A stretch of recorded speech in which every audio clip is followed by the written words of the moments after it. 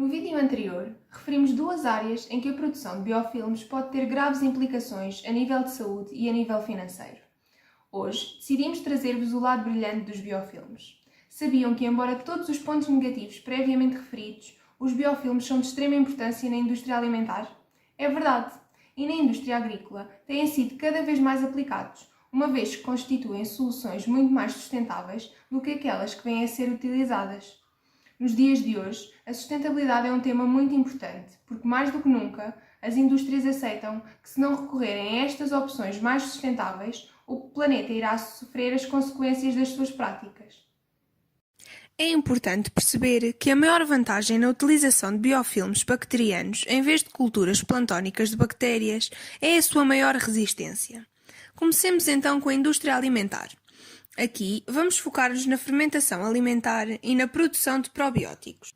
A fermentação é um processo anaeróbio através do qual diversos organismos produzem energia.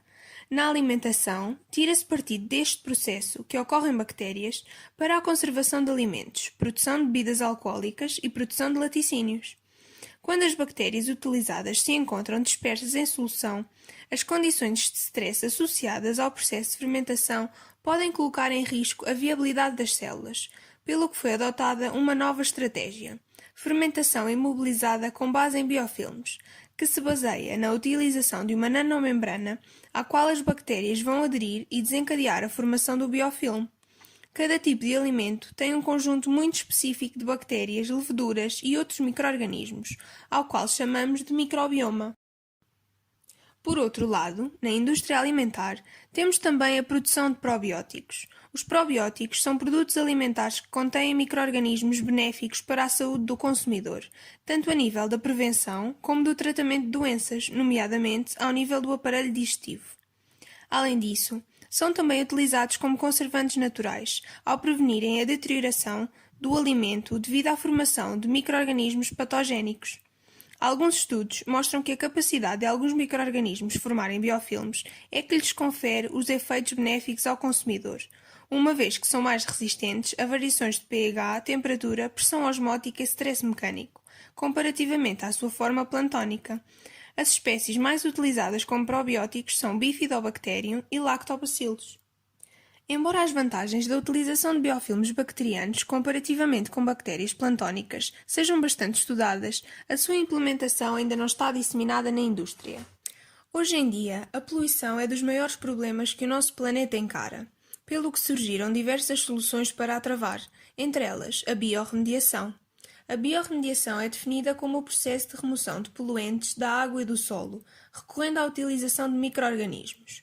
Estes poluentes podem ser de diferentes tipos, como hidrocarbonetos aromáticos, compostos orgânicos voláteis ou pesticidas. A capacidade de as bactérias atuarem como biorremediadores advém da sua capacidade de alteração do metabolismo para se adaptarem a diferentes ambientes. Assim, conseguem destruir estes poluentes ou torná-los em produtos menos tóxicos. Os biofilmes apresentam vantagens comparativamente à utilização de bactérias plantónicas, uma vez que são mais resistentes. Além disso, diversos compostos da matriz EPS, como os açúcares e as gorduras, ligam-se aos poluentes e facilitam a sua eliminação. Atualmente, esta técnica é bastante utilizada nos Estados Unidos da América, onde existe um centro de investigação chamado de Center for Biofilm Engineering, onde é desenvolvida esta técnica e implementada em campos de cultivo. Por fim, os biofilmes podem também ser utilizados como biofertilizantes. Esta técnica baseia-se na colonização de determinadas partes da planta por biofilmes de espécies específicas para cada espécie de planta, impedindo a colonização por agentes patogénicos. Este método é denominado biocontrole. Esta técnica tem sido bastante estudada e já é implementada por uma empresa baseada no Sri Lanka que utiliza biofilmes como fertilizantes em vegetais, plantações de chá e de arroz.